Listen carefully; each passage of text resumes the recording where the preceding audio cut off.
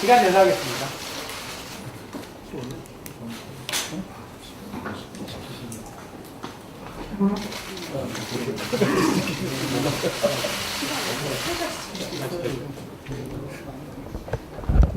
그런데 늦어서 문제인데 이게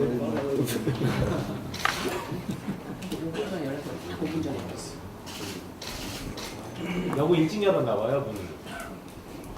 5분 전에 연락을 하셔가지고 5분 전에 열었어요.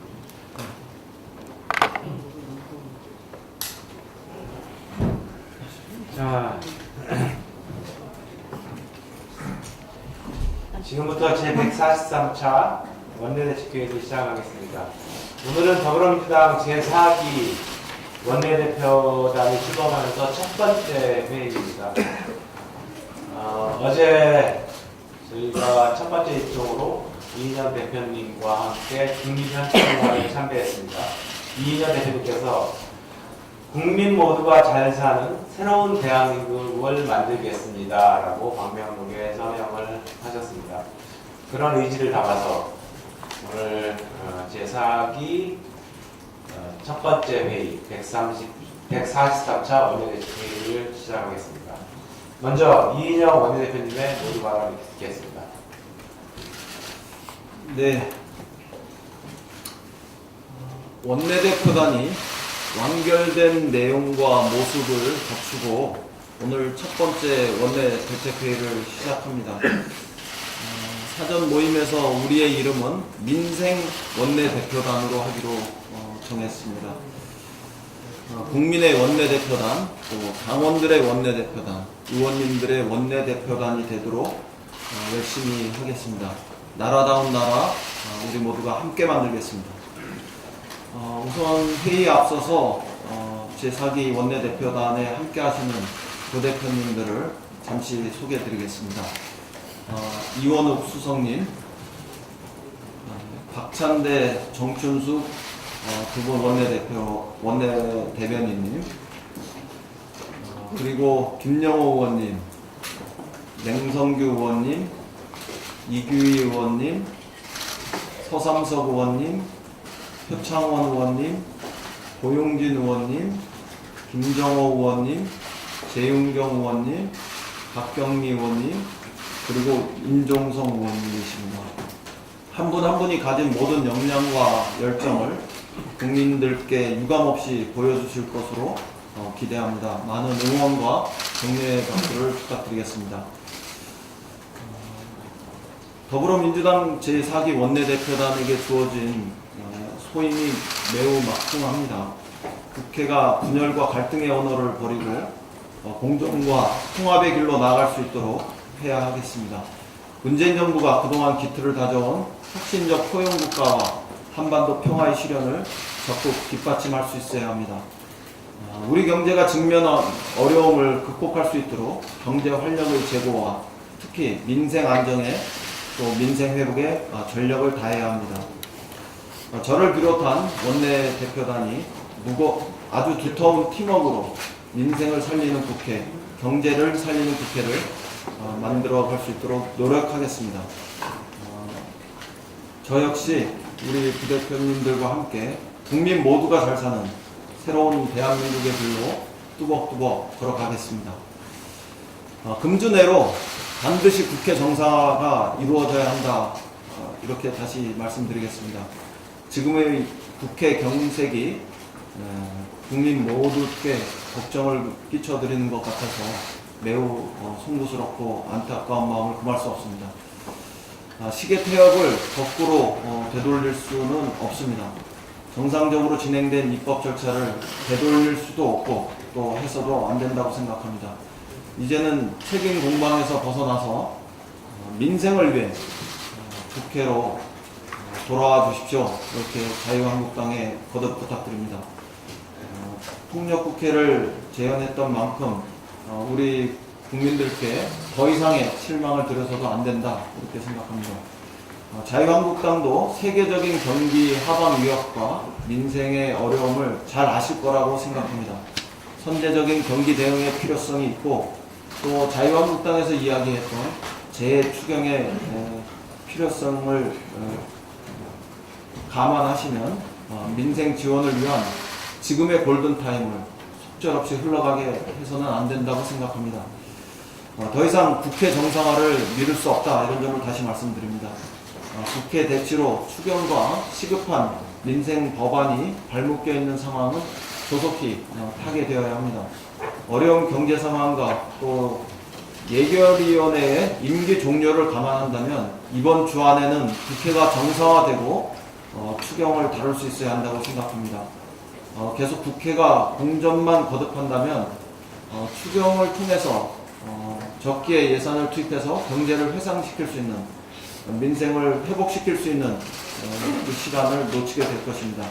이번 주 내로 국회를 정상화하고 시정연설도 듣고 추경과 민생 법안을 본격적으로 국회가 다룰 수 있도록 전향적으로 임해 주실 것을 거듭 요청드립니다.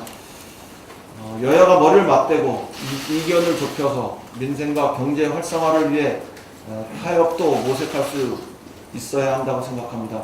그런 우리들의 모습을 보고 국민들께서는 실망을 넘어 다시 우리 국회에게 조금씩 마음의 문을 열고 기대감을 표해 주시리라고 생각합니다.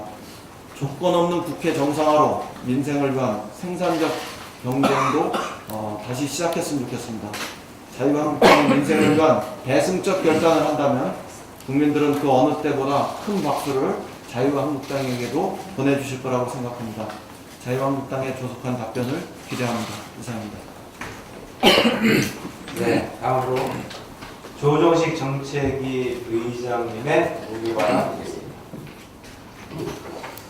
네, 이인영 원내대표님께서 그 새 원내대표단을 민생 원내대표단으로 이렇게 명명하셨습니다. 그 정책위원회는 경제 활력 정책위가 되도록 이렇게 하겠다는 말씀을 드립니다. 민생 안정과 경제 활력, 저희 더불어민주당의 기본 방향입니다. 윤관석 신임 정책위 수석부의장이 오늘부터 저와 함께 자리를 하게 됐습니다. 윤관석 수석부의장은 현재 국토교통위원회 간사로서 정부 여당의 국토교통 정책을 총괄하고 있으며 국회 예결위와 민생경제특위 등을 두루 거치고 정책위 제5정조위원장도 역임한 바 있는 우리 당의 대표적인 정책 전문가입니다. 윤관석 수석부의장의 임명과 함께 정책위도 일부 개편될 예정입니다. 당 정책위는 이번 개편을 시작으로 국민들께서 체감할 수 있는 민생과 경제 활력의 정책 성과 도출에 보다 속도를 내도록 하겠습니다. 그리고 그동안 노고가 정말 많으셨던 한정혜 의원님께 감사의 말씀을 드립니다. 해외 경제의 불확실성이 갈수록 커지고 있습니다. 지난주 워싱턴에서 열린 미중 무역 협상이 빈손으로 끝난 데 이어 이란 석유 수출 금지 조치에 따른 중동 지역의 긴장 고조로 국제 유가 또한 불안한 흐름을 나타내고 있는 중입니다. 이 같은 대외 환경 악화는 무역 의존도가 특히 높은 우리 경제에 커다란 부담이 될 수밖에 없습니다. 당장 외환 시장에서 환율 변동폭이 커지고 있고 부진한 수출의 영향으로 투자와 생산도 둔화세를 이어가고 있습니다. 이럴 때일수록 정부의 보다 적극적인 대응이 필요합니다. 정부가 밝힌 것처럼 시장을 24시간 예의주시하면서 대외 변수가 실물 경제와 금융시장에 미치는 부정적 파급 효과를 최소화하는 데 주력해야 할 것입니다. 동시에 중장기적인 대응책 마련도 서둘러야 합니다. 무역시장 다변화 정책과 함께 시스템 반도체와 바이오 헬스, 미래차 등 신기술 산업의 육성으로 수출 경쟁력을 한 단계 끌어올려야 할 것입니다. 동시에 태양광 등 친환경 재생에너지 확대를 통해 에너지 자금률 또한 점진적으로 높여갈 필요가 있습니다. 우리 국회도 정부의 경제위기 극복과 경제 활력 회복에 힘을 실어줘야 합니다. 추경의 5월 중 처리가 바로 그 핵심입니다. 특히 이번 추경에는 고위험지역 진출기업에 대한 특별금융 프로그램 500억, 중소조선사 전용 보증 프로그램 400억, 플랜트, 건설, 스마트시티, 해외 진출 활성화 250억, 해외 마케팅 지원 268억 원 등 수출 경쟁력 제고와 직결된 필수적 예산들이 다수 포함되어 있습니다. 추경 예산이 제때 집행되어야만 수출 경기 회복이 탄력을 갖게 될 것입니다. 자유한국당의 국회 복귀와 추경 협조를 거듭 요청합니다. 자유한국당이 막말 타령에 도취되어 있는 만큼 민생은 멍들어갑니다.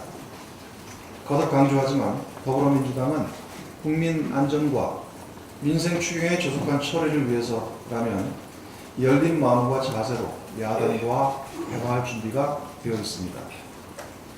아울러 당정은 추경과 관련해 민생 현장 투어를 진행할 예정입니다. 국민들의 생생한 목소리를 경청하고 필요한 부분은 추경 논의에 적극적으로 반영하도록 하겠습니다. 전국 버스 노조의 파업 예고일이 하루 앞으로 다가왔습니다.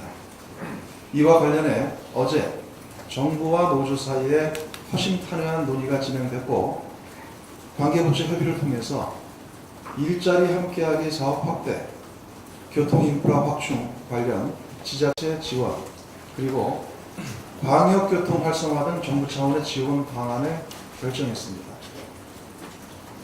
오늘 예정됐던 버스 당정이 지자체별 노사협상 추이와 정부 지자체 간의 추가 논의를 위해 연기됐습니다만 당정은 국민의 교통복지를 강화하는 정책을 적극 추진할 것이며 버스 산업 종사자들이 겪고 있는 여러 불편과 어려움에 대해서도 진지하게 경청하여 국민의 발인 버스가 멈춰서는 일이 발생하지 않도록 할 것입니다. 아울러 만일의 사태를 대비해서 지하철 증편과 전세버스 투입, 택시 부재 및 승용차 요일제 해제 등 학교 시간 조정 등 모든 수단을 동원하여 국민의 불편을 최소화하도록 하겠습니다.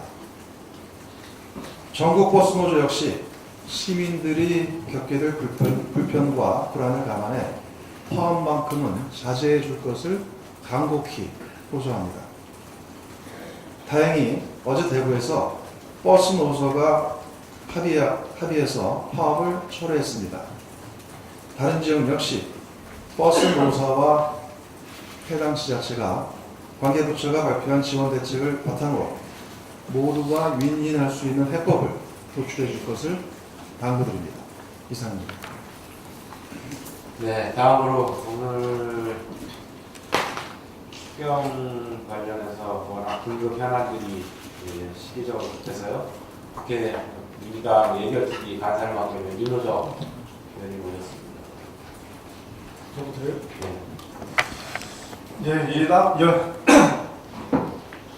네. 여당 예결위 간사 윤호덕입니다. 2019년 제1차 추가경정 예산에 대해서 한 말씀 드리겠습니다. 저는 예결위 여당 간사로서 2017년도 추경과 2018년도 추경을 책임졌었고 2019년 추경을 또 책임지게 됐습니다. 그런데 이번 임기가 이달 29일까지입니다. 그래서 마음이 조급하고 좀 빨리 진행됐으면 하는 바람을 먼저 말씀드립니다. 문재인 정부 들어서 추진된 2017년, 2018년 두 번의 추경은 야당인 자유한국당의 반대로 한참을 끌다가 두 번 모두 국회에 제출된 지 45일 만에 간신히 통과됐습니다. 그리고 지금 2019년 추경은 자유한국당이 내년 총선용 추경이라고 주장하면서 논의는커녕 오늘로 정확히 20일째 본회의 시정연설조차 하지 못하고 있습니다.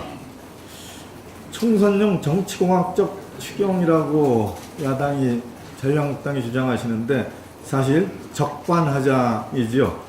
박근혜 정권이었던 2015년 7월 6일에 11.8조 원의 추경이 국회에 들어왔습니다.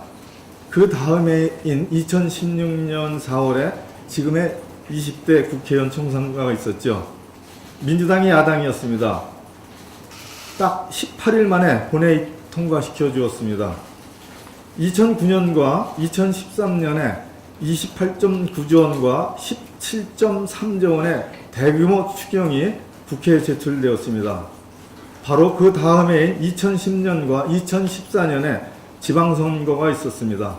그때도 민주당이 야당이었죠. 하지만 각각 30일 만에, 19일 만에 본회의 통과시켰습니다. 이명박 정권, 박근혜 정권 시절에 제출된 추경의 규모와 국회 처리 소요일수를 계산해 보니 평균 17조 원의 대규모 추경을 평균 28일 만에 26일 만에 통과시켰습니다. 문재인 정부 들어서 자유한국당이 야당이 되자 평균 7조 원 규모의 소규모 추경이 평균 45일이나 걸리면서 통과됐습니다. 과연 누가 추경을 정치공학적으로 바라보고 있는 것인지 되묻지 않을 수 없습니다. 추경은 민생일 뿐입니다. 추경은 정치가 아닙니다. 그리고 추경은 타이밍입니다. 자유한국당 반성하세요. 이뿐만 아닙니다. 추경안이 국회에 제출되고 정부를 대표해서 대통령께서 직접 또는 국무총리가 본회의 시정연설을 하지요. 민주당이 야당일 때에는 평균 3일 만에 본회의 시정연설이 이루어졌습니다. 2009년에 3월 30일에 제출됐는데 4월 1일 시정연설을 하였고 2016년 박근혜 정부 때죠. 7월 26일 제출됐는데 그 다음 날인 7월 27일 시정연설을 했습니다. 그런데 자유한국당이 야당이 되자 2018년 4월 6일에 제출됐던 지난해 추경은 5월 15일에야 39일 만에 시정연설을 했습니다. 이번 추경도 오늘자로 벌써 20일째인데 시정연설은 아직 원내대표님들 간에 기약도 없고 협의도 안 되고 있습니다. 추경은 마중물입니다. 성장 둔화 국면에 빠져들고 있는 한국 경제에 활력을 불어넣어줄 수 있는 소중한 마중물입니다. 자유한국당은 이제 그만 떼쓰시고 국회 정상화에 협조해 주시기를 간곡히 부탁드립니다. 우리의 주 교역 상대인 중국과 미국 간의 치열한 무역 분쟁을 목도하고 있는 긴박한 상황에서 그동안 친기업, 친시장을 주장하던 자유한국당이 누구보다 이 상황을 잘 알면서 경기대응 추경을 반대할 줄은 정말 꿈에도 몰랐습니다. 경기대응 민생 추경 부분을 잘라내고 재난, 재해 추경만 하자고 주장하시는데 그렇다면 혹시 자유한국당은 한국 경제가 좋아졌다고 판단하시는 건지 되묻지 않을 수 없습니다. 아니겠지요. 자, 우리 기업인들과 지역경제 주체들이 현실화되고 있는 하반기 경기 하방 리스크에 대응할 수 있도록 경기부양 추경에 적극 협조해 주시기를 간절히 당부드립니다. 이제 이상입니다. 네, 목소리에서 좀 간절함이 새어나오고 있습니다. 빨리 국회가 정상화돼서 추경이 통과돼서 인생을 살리는 미세먼지를 없애는 그런 나라를 빨리 만들어야 되겠습니다. 다음에 이상호의 혈압발 관련한 말씀들은 마치고요. 오늘 새롭게 임명되신 정책위수석 부의장님과 원내 부대표 간의 인사 말씀을 좀 하는 시간을 갖도록 하겠습니다. 먼저 윤관석 정책위수석 부의장께서 새롭게 임명이 됐습니다. 네, 어제 정책위 수석 부의장으로 임명됐습니다. 문재인 정부가 만 3년차에 접어들었고 총선이 1년도 채 남지 않은 시점에서 막중한 책임을 부여받아 어깨가 무겁습니다. 내 몸의 중심이 아픈 곳이듯 국민이 가장 아파하는 곳이 정책의 중심이라는 생각으로 국민의 가장 아픈 곳을 정책 수단을 통해 치유해 나갈 수 있도록 최선을 다하겠습니다. 또한 더 큰 정치적 목표의 달성을 위해 원내와 정책위가 조화 상생 발전할 수 있도록 그동안의 원내 당무, 정책의 경험을 바탕으로 한 가교 역할을 충실히 하겠습니다. 아울러 국회 정상화 관련해서도 한 말씀 드리겠습니다. 계절이 와 5월입니다. 자연의 꽃은 만발하게 피었습니다. 하지만 국회에서 의정활동의 꽃은 5월에 피지 않았습니다. 자유한국당이 국회로 돌아와야 할 시점입니다. 민주당을 위해서가 아닙니다.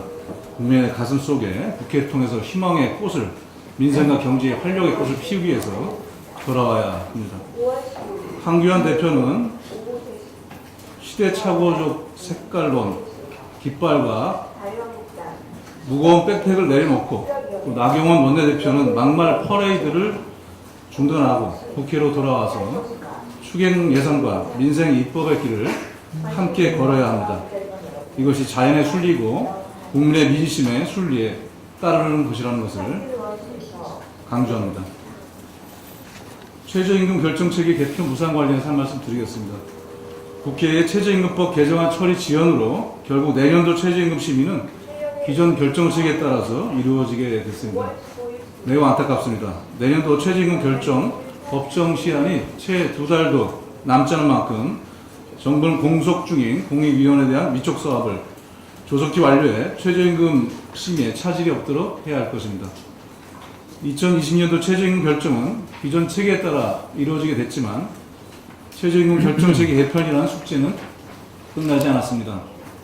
최저임금 결정 과정의 공정성과 전문성을 제고하고 예측 가능한 최저임금 정책 수립을 위해서는 최저임금법 개정이 원만하게 신속히 처리되어야 합니다.